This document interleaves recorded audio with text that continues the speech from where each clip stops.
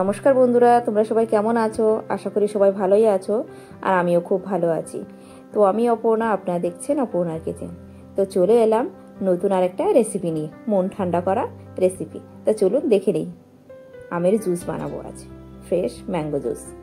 তো এখানে একটা কাঁচা আম নিয়েছি আর দুটো পাকা আম নিয়েছি।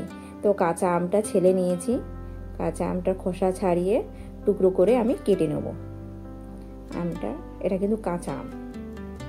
তো আমগুলো আমি টুকরো করে কেটে এরকম কুকারে দিয়ে একটু জল দিয়ে একটু নুন দিয়ে দেবো, সামান্য একটু নুন দিয়ে আমি এখানে দুটো সিটি দিয়ে নেবো আমগুলো। আর এখানে পাকা আমটা থেকে আমি আমের শাঁস বার করে নেব।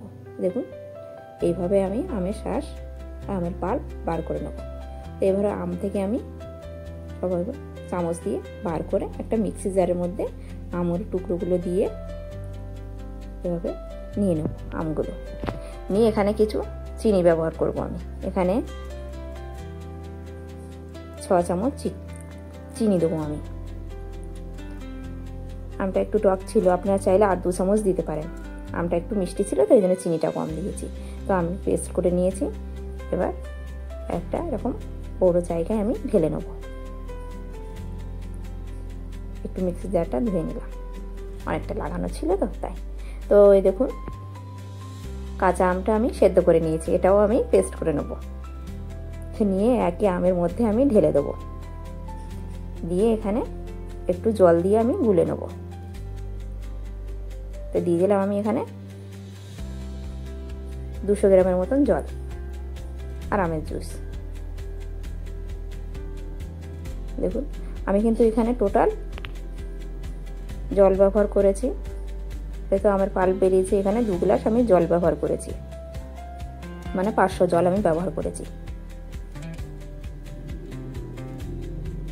দুটো আম, একটা কাঁচা আম, সেই অনুযায়ী আপনারা জল দেবেন, আর বেশি পাতলা করবেন না। এইভাবে আমি আমটা ছেঁকে নেব।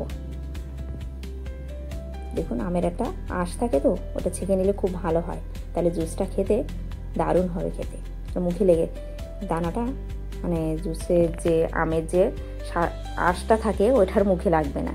তো দেখুন এরকম আমি থিকনেস করে নিয়েছি। আর কিছু বরফের টুকরো আমি জুসের মধ্যে দিয়ে দিলাম। এবার আমি সার্ভ করে নেব। এখানে দেখুন আমার কিন্তু দুটো আমে এখানে 4 গ্লাস জুস হয়েছে। তো আপনারা কিন্তু একটু থিকনেসটা একটু মোটা রাখবেন, যেরকম ফুটিতে আমরা থিকনেসটা থাকে সেরকম। তো রেডি আমার ফ্রেশ ম্যাঙ্গো জুস বা আমের জুস রেডি। তো ভালো লাগলে লাইক, কমেন্ট, শেয়ার, সাবস্ক্রাইব করে দেবেন। এই গরমে মন প্রাণ ঠান্ডা করা ফ্রেশ জুস এইভাবে পরিবেশন